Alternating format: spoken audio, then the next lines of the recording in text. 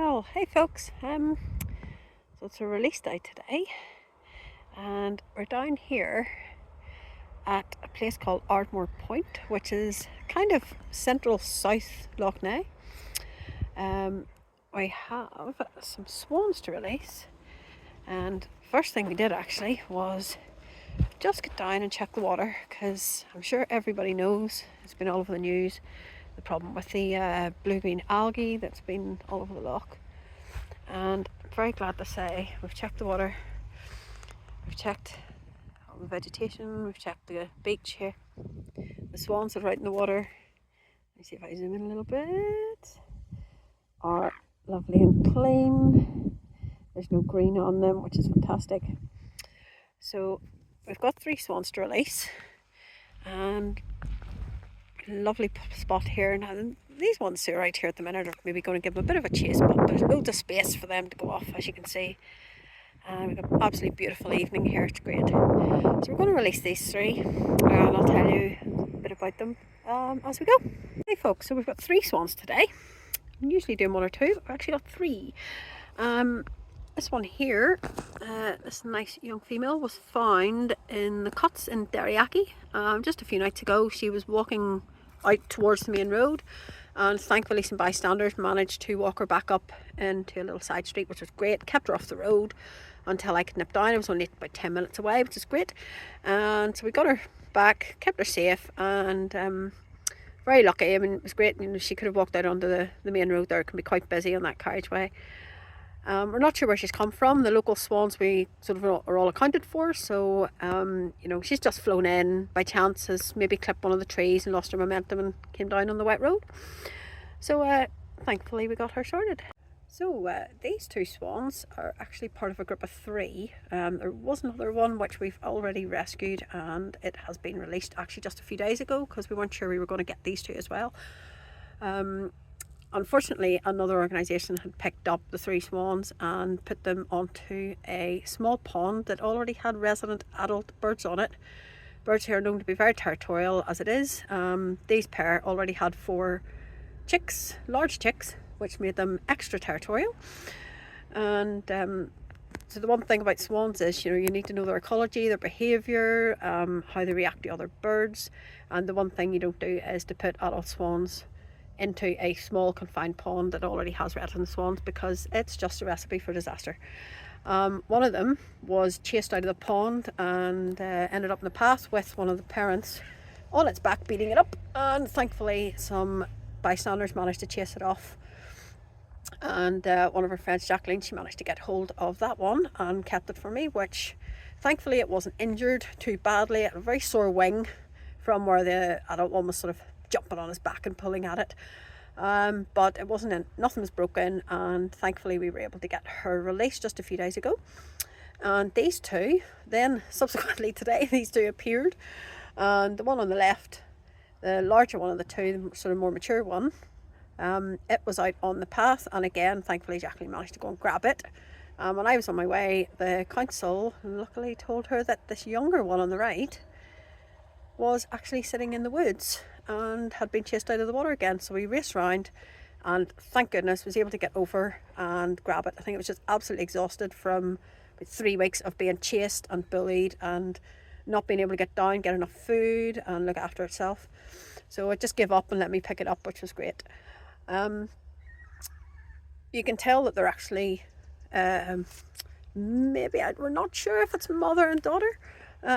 This one to the left is a bit older, and you can see, if I zoom in a little bit, you can see the beak, sort of much crisper colour. It's got that larger, see the black sort of fleshy knob on the end of its beak, whereas this one here to the right, the beak's still quite a bit of a dull orange, and the little knobby bit's still very flat and a bit of feathers on it. So this is a juvenile one. Essentially it's maybe a couple of years old, so it hasn't fully matured yet. So we've actually brought these 2 down to the same place where the other one went, and hopefully they will find each other. Now there is a mother out here with some babies, so hopefully she doesn't get too nasty and lets them manage to get out and get some space and get away. And they're having a good look about, so they can see lots of space around them, so hopefully they'll be a lot happier here, not being chased about. Okay folks, I'm going to prop this phone up here. Hopefully it stays where it's meant to be. And look at this first swan. Okay, come on you. Come on sweetie. Oh, right. Okay. My glasses off. Right. So, this is swan number 1. There we go.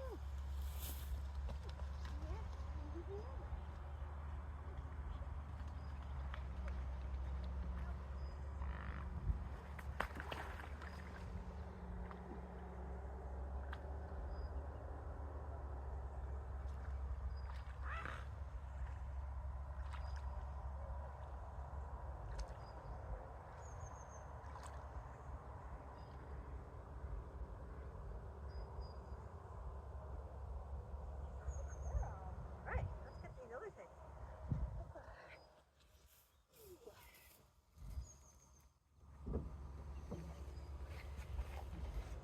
Okay, so I'm going to carry these crate down to the edge of the water here and these two away.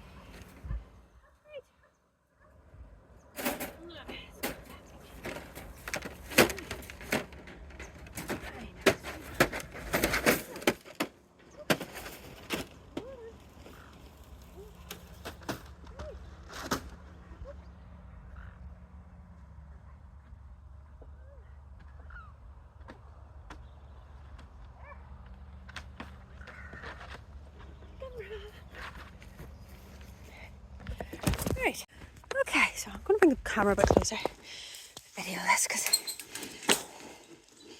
hopefully I should. Alright guys, oh, come on, go the wrong way, where'd you go? That's it, yay, there you go, okay, oh that's better. Now you can go and eat some pondweed, have a proper bath, have a good stretch. Yay!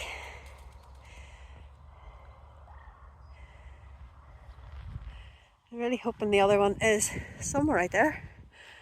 And there is actually a big group of swans just a couple of bays away. And these ones should go out and find it, which would be grand. And hopefully that's where the other one is, which would be really great.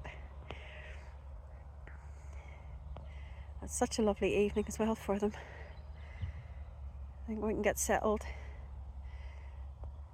have a drink, and be happy.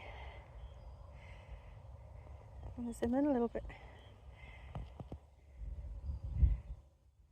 There you go guys. Hi. I'm sure it'll take me a wee while to get there. Surroundings, take everything in. And there you go. Another 2. Sorry, another 3 back in the wild. Right. Safe journeys, babies.